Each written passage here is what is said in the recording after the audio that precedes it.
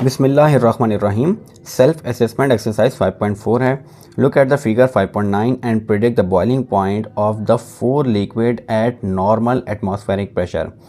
हमें एक figure book में बनी हुई है 5.9, उसमें हमें देख के बताना है कि बॉइलिंग पॉइंट 4 लिक्विड्स का, boiling point of the 4 liquids eight normal atmospheric pressure. आपने नॉर्मल एटमॉस्फेरिक प्रेशर पे बॉइलिंग पॉइंट चारों लिक्विड का बताना है। वहाँ पे फिगर 5.9 में आपको ग्राफ बना हुआ है। ग्राफ में आपको ग्राफ को देख के बताना है कि चारों लिक्विड का बॉइलिंग पॉइंट क्या होगा एटमॉस्फेरिक प्रेशर पे, नॉर्मल एटमॉस्फेरिक प्रेशर पे। तो स्टार्ट करते हैं। हमें बॉइलिंग पॉइंट बताना है। अब बॉइलिंग पॉइंट क्या होता है, बॉइलिंग पॉइंट कैसे आएगा? बॉइलिंग पॉइंट हमारे पास क्या होता है, वो temperature at which the vapour pressure of the liquid become equal to the external और द एटमॉस्फेरिक प्रेशर। वो टेम्परेचर जिस पे वेपर प्रेशर लिक्विड का एक्सटर्नल प्रेशर के बराबर हो जाए, वहाँ पे बॉइलिंग पॉइंट हमें उस लिक्विड का मिल जाता है। जिस टेम्परेचर पे लिक्विड का जब हम बॉईल करते हैं तो उसमें वेपर्स बनते हैं, तो वेपर्स का एक प्रेशर बनता है। जिस टाइम पे वेपर प्रेशर लिक्विड का एटमॉस्फेरिक प्रेशर के बराबर हो जाए, उस टाइम पे हमारे पास बॉइलिंग पॉइंट आ जाता है। इट मीन्स डैट वाटर को बॉयल करने के लिए उसका एटमॉस्फेरिक प्रेशर, सराउंडिंग का एटमॉस्फेरिक प्रेशर इंपॉर्टेंट होता है। जो एटमॉस्फेरिक प्रेशर मौजूद होगा आपके पास, वो उसी प्रेशर पे जाके एवापोरेट हो जाएगा। और हमारे पास सी लेवल के ऊपर, यानी यहाँ पे हमारे पास surface of earth sea level के ऊपर जो हमारे पास एटमॉस्फेरिक प्रेशर है, वो हमारे पास 1 atm होता है। 1 atm एक यूनिट है, या किलो पास्कल में देखें तो 101.325 किलो पास्कल होता है। अब अगर मैं आपको बुक में फिगर पे ले चलें, तो फिगर ये बुक में हमारे पास बनी हुई है।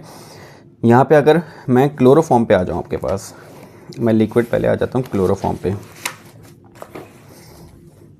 यहाँ पे क्लोरोफॉर्म पे मैं आ जाता हूँ।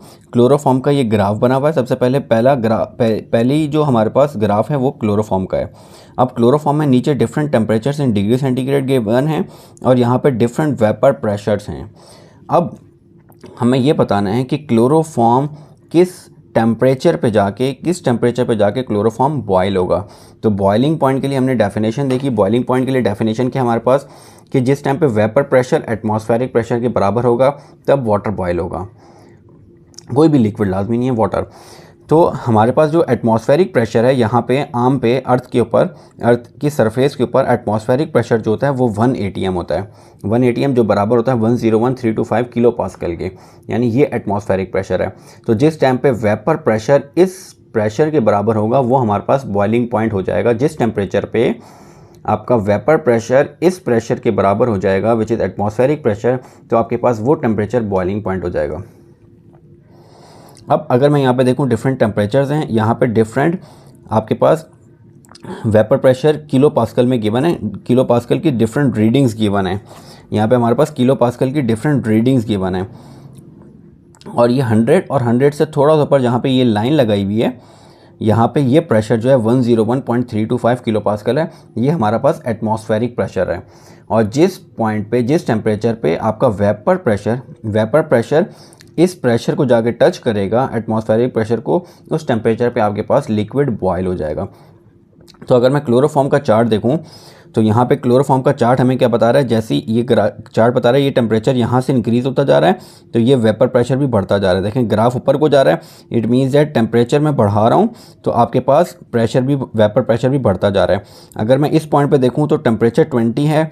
टेम्परेचर 20 पे 22-25 के करीब हमारे पास वेपर प्रेशर आ रहा है। जैसे ही मैंने टेम्परेचर 40 किया, तो ये जाके तकरीबन 50 के करीब वेपर प्रेशर आ गया। फिर हमने टेम्परेचर 60 किया, तो 60 के करीब, टेम्परेचर 60 पे जाके देखो, इस ग्राफ को, टेम्परेचर 60 पे जाके हमारे पास vapour pressure approximately equal to 100 के करीब जाके आया। तो अगर मैं इसको गौर से देखूं, तो ये जो पर्पल लाइन है आपके पास, ये पर्पल लाइन ये 100 पे जाके, पर्पल लाइन जो है ये 100, ये जो 60 टेम्परेचर वाली लाइन है, ये 100 पे जाके आपके पास 100 पे जाके टच कर रही है इसको। और इस वाली लाइन को, ब्लैक वाली लाइन को तकरीबन टच कर रही है 61 पे। यानी टेम्परेचर, ये जो 101.32 प्रेशर आएगा ये तकरीबन 61 डिग्री सेंटीग्रेड पे जाके आएगा। तो it means that 61 degree centigrade पे वेपर प्रेशर 101 हो जाएगा और वेपर प्रेशर एटमॉस्फेरिक प्रेशर के बराबर हो जाएगा। तो आपके पास इस टेम्परेचर पे आपका जो क्लोरोफॉर्म लिक्विड है वो बॉयल हो जाएगा। तो हमारे पास बॉइलिंग पॉइंट ऑफ क्लोरोफॉर्म आ जाएगा 61 डिग्री सेंटीग्रेड। इसी तरह नेक्स्ट लिक्विड इथेनॉल का हमें देखना है। अब इथेनॉल का ग्राफ हमें ये बता रहा है कि ये तकरीबन जो प्रेशर है 101.325 ये किस टेम्परेचर पे जाके आपको मिलेगा। ये तकरीबन ये 80 से नीचे आ रहा है, क्योंकि 80 का पॉइंट अगर आप देखें तो ये यहाँ से 80 और 100 ये इस पॉइंट पे आके 100 और 80 इस पॉइंट पे आके मिल रहा है। और ये ग्राफ थोड़ा सा इससे पीछे है। इसका मतलब ये है कि जो यहाँ पे आके इस लाइन को ये टच कर रहा है, यहाँ पे 101.325 को ये जो ग्राफ आगे टच कर रहा है ये तकरीबन 80 से थोड़ा पीछे ही है। तो मैं ये इसको अप्रॉक्सीमेटली इक्वल टू ये 78 आ जाएगा। 80 से थोड़ा सा पीछे चले जाते हैं तो 78। इट मीन्स दैट जो इथेनॉल है वो 78 डिग्री सेंटीग्रेड पे इसका वेपर प्रेशर 101 हो रहा है और वेपर प्रेशर 101 एटमॉस्फेरिक प्रेशर 101 के बराबर हो जाएगा। तो 78 डिग्री सेंटीग्रेड पे इथेनॉल बॉयल कर जाएगा। तो 78 डिग्री सेंटीग्रेड पे इथेनॉल बॉयल कर जाएगा। नेक्स्ट वाटर पे। वाटर का हमें नेचुरली पता होता है, वाटर हम आम लाइफ में बहुत ज़्यादा यूज़ करते हैं। तो वाटर का हमें पता होता है कि 100 डिग्री सेंटीग्रेड पे जाके बॉईल करता है। तो अगर मैं इस ग्राफ के हिसाब से देखूं तो ये तकरीबन 100 पे जाके 101.325 किलो केल्विन को टारगेट टच कर रहा है। यानी 100 डिग्री सेंटीग्रेड पे आपका वेपर प्रेशर 101 हो जाएगा और वेपर प्रेशर एटमॉस्फेरिक प्रेशर के बराबर हो जाएगा। तो आपके पास वाटर बॉयल हो जाएगा 100 डिग्री सेंटीग्रेड पे। Next ethanoic acid. Ethanoic acid को चेक करें तो इथेनोइक एसिड आपके पास यहाँ पे जो जाके टच कर रहा है वो यहाँ पे आके टच कर रहा है इस लाइन को। तो ये आपके पास ये जो मेन लाइन आ रही है 120 वाली, इससे थोड़ा सा पीछे है। तो इट मीन्स डैट तकरीबन ये 119 डिग्री सेंटीग्रेड पे 120 से करीब थोड़ा सा पीछे आपका 119 डिग्री सेंटीग्रेड पे आपके पास इथेनोइक एसिड बॉयल होना शुरू कर देगा।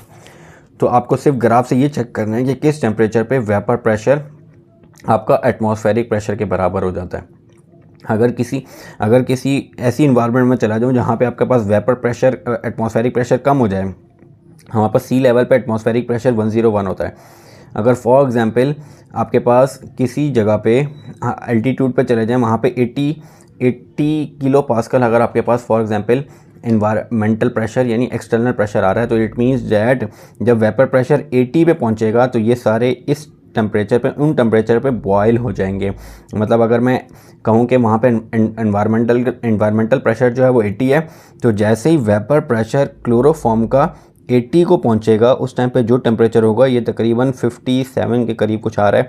तो 57 पे ये इथेनॉल क्लोरोफॉर्म बॉयल हो जाएगा।